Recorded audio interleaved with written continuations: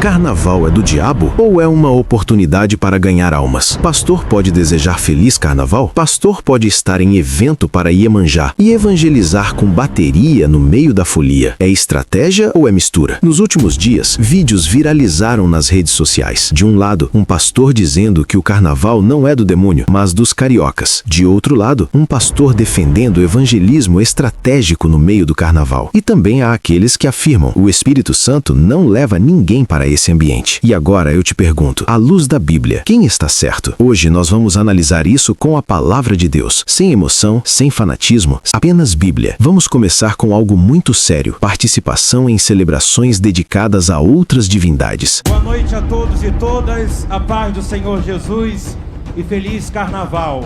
Sou Cosme Felipsen, nascido na primeira favela do Brasil, o Morro da Providência, pastor da Assembleia de Deus, participante do MNE, Movimento Negro Evangélico, da Frente de Evangélicos pelo Estado de Direito e do Coletivo Esperançar. Também sou colaborador da vereadora e secretária de Meio Ambiente, Tainá de Paula. Lamento profundamente por muitos dos meus irmãos em Cristo abandonar a cidade em época de carnaval e fazer retiros, dizendo que a cidade está na mão de Satanás. Digo a vocês que a cidade e o carnaval não é do demônio, e sim dos cariocas! Ok, vamos organizar isso biblicamente. A palavra de Deus diz em Salmo 24:1: do Senhor é a terra e a sua plenitude. Então sim, a cidade pertence a Deus por criação. Mas a Bíblia também diz em 1 João 5,19: o mundo inteiro jaz no maligno. Isso significa que o sistema do mundo, os valores e práticas que se opõem a Deus, estão sob influência espiritual caída. A questão não é quem é dono da cidade. A questão é: que valores estão sendo celebrados? Quando olhamos para Gálatas 5, a Bíblia fala das obras da carne: prostituição, impureza, lascívia, bebedices, orgias. Romanos 13:13 diz: andemos honestamente, não em orgias e bebedices. Então o problema não é amar a cidade. O problema é romantizar ambientes onde a carne é exaltada. Jesus disse em João 17: não peço que os tires do mundo, mas que os livres do mal. A igreja não é chamada para fugir das pessoas, mas também não é chamada para validar o sistema. Deus ama os cariocas. Deus ama quem está no carnaval. Mas isso não significa que ele aprova tudo o que acontece ali. Nós não abandonamos a cidade. Nós preservamos nossa santidade. Porque a Bíblia também diz em 2 Coríntios 6: que comunhão tem a luz com as trevas. Missão não é comunhão espiritual. Evangelizar não é celebrar o ambiente. A cidade é de Deus por criação, mas o reino de Deus não se manifesta promovendo as obras da carne. Esse é o equilíbrio bíblico.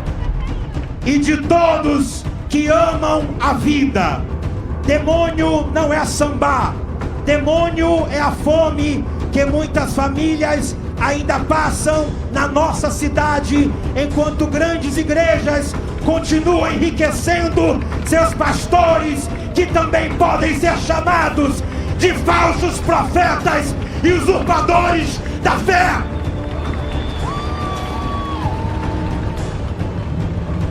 Vale a pena lembrar que mais da metade dos brasileiros são descendentes da Mãe África. E originalmente os povos iorubais e banto não tinham essa imagem do demônio de pecado. Mas já que muitos querem falar de pecado, eu denuncio um pecado aqui agora. Abandone seus pecados da ganância, do racismo religioso. Respeitem os terreiros de Umbanda. Respeitem o candomblé, a quimbanda, a encantaria, o tambor de mina, jurema e qualquer crença afro-brasileira. Abandone seus pecados, ó raça de víbora. Abandone suas notícias mentirosas e a falta de amor. Abrace seu filho gay, abrace a sua filha travesti, abrace seu filho trans e viva o amor. E eu concordo em uma coisa: fome é pecado social, ganância é pecado, exploração é pecado. A Bíblia condena isso claramente. Mas precisamos organizar as coisas biblicamente. Primeiro, pecado não é só a injustiça social. Pecado também é idolatria. Em 2 Coríntios 6, a palavra diz: que comunhão tem a luz com as trevas? Que concórdia há entre Cristo e Belial? Que consenso há entre o templo de Deus e os ídolos? Percebe? A Bíblia não trata a idolatria como detalhe cultural, trata como questão espiritual. Amar pessoas é mandamento, mas validar práticas espirituais contrárias ao Evangelho não é amor bíblico, é confusão espiritual. Sobre fome e injustiça, sim, a igreja deve combater isso. Tiago 2 diz que fé sem obras é morta, mas a solução para a injustiça não é relativizar o pecado espiritual. A Bíblia ensina duas coisas ao mesmo tempo: ame o próximo, permaneça separado da iniquidade. Quando a palavra fala, saí do meio deles e separai-vos, não está falando de odiar pessoas, está falando de não se misturar espiritualmente. Respeito não significa concordância teológica. Eu posso respeitar um terreiro enquanto cidadão, mas como cristão, eu não posso afirmar que todos os caminhos espirituais são compatíveis com Cristo, porque Jesus disse: eu sou o caminho, a verdade e a vida, em João 14, versículo 6. Não disse um dos caminhos. Sobre abraçar filhos, sim, devemos amar nossos filhos, mas amor bíblico não é aprovação automática, é verdade com graça. Efésios 4, versículo 15 diz: falando a verdade em amor. O Evangelho não é racismo religioso, o Evangelho é exclusividade espiritual com amor universal. Deus ama todos, mas não valida todas as práticas. Combater ganância? Sim. Combater injustiça? Sim. Mas também manter fidelidade espiritual? Também sim. Porque a luz não odeia as pessoas nas trevas, mas também não se torna treva para parecer amorosa. Justiça tem sociedade com injustiça. Luz tem comunhão com trevas. Cristo tem acordo com Belial. O fiel tem parte com o infiel. O templo de Deus tem consenso com ídolos. Percebe o peso disso? Não é sobre estratégia de evangelismo, é sobre aliança espiritual. Evangelizar não é se associar. Amar o pecador não é validar o pecado. Ir até alguém não é fazer parte do sistema espiritual dele. Paulo deixa claro: luz e trevas não se misturam. Cristo não faz acordo com Belial. O templo de Deus não se harmoniza com idolatria. Então a pergunta que fica é: estamos indo como luz para iluminar ou estamos criando pontes que acabam virando alianças? A Bíblia não chama a igreja para isolamento, mas também não permite confusão espiritual. Separação não é arrogância, é identidade. Olá pessoal, aqui quem fala é pastor Cosme Felipe. Pastor, você deve estar se perguntando, por conta de eu estar no evento que é o dia 2 de fevereiro, o presente de Iemanjá dos Filhos de Gandhi. Então, além de eu ser pastor, também sou filho de Gandhi, sou gandhista.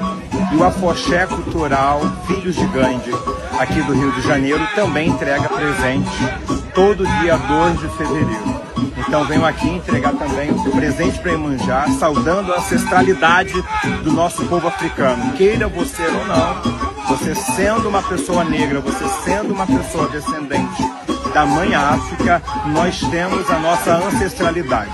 Se você não entende esse processo, se você não entende o que faz um pastor evangélico, está no presente de Iemanjá, você deve fazer uma questão, não é para a minha atitude, mas é uma questão para os pensamentos que foram construídas nessa sociedade que você acaba também pensando. Então, viva o presente de Iemanjá, vivam todos os presentes que estão acontecendo no Brasil e no estado do Rio de Janeiro, um estado tão importante para o nosso país e que precisa de boas representatividades.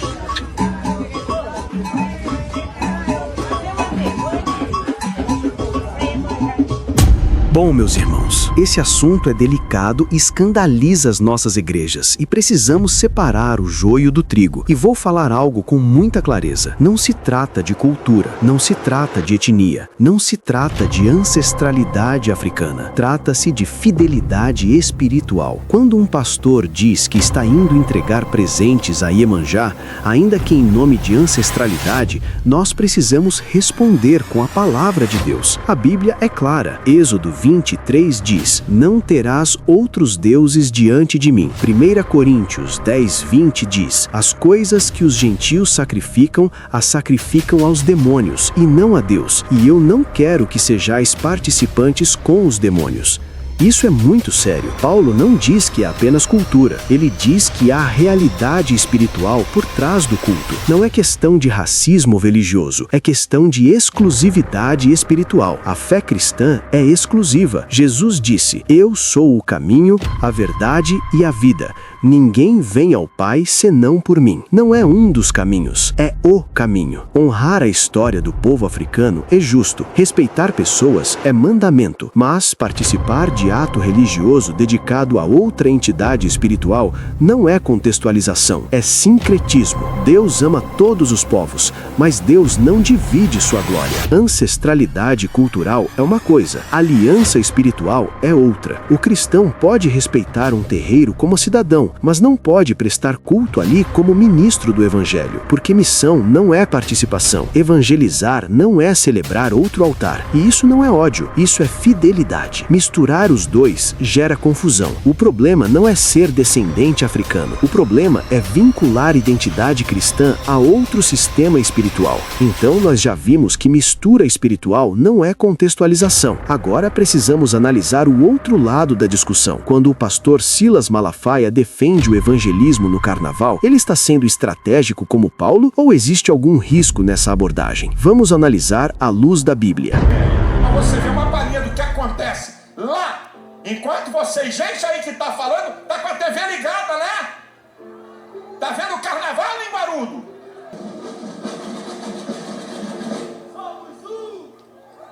O rei da glória chegou. Paulo não podia fazer, tinha que só mostrar que era crente forte. E também eu acho que essa gente nunca leu Atos 17, Paulo em Atenas. Quando Paulo chega, ele se move pela idolatria da cidade. E aí ele vai para Areópago, onde tinham altares cultuados. Aí Paulo usa uma estratégia. Estou vendo que vocês são muito supersticiosos. E tem um altar aqui ao Deus desconhecido. Esse que vocês adoram sem conhecer, é dele que eu vou falar. Paulo usou um altar pagão, era um altar pagão do panteão grego. Um altar pagão, que gente adorava alguma coisa, que tinha tantos deuses naquela potroca, que tinha um que eles adoravam e não sabiam o que era. Paulo usa uma estratégia para pregar o evangelho.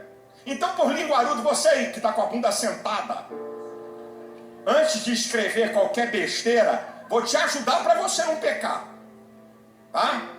Vou dar um relatório dos 2 dias desse trabalho que vai ser feito agora. Enquanto ficam discutindo, dando entrevista para a Folha de São Paulo, dando entrevista para o Plenos News, teólogos, o pastor tal, porque isso é envolvimento, cala essa boca! Se você não faz, fica quieto. Se você não conhece, te cale. Esses 2 dias de trabalho, 155 pessoas aceitaram a Cristo. –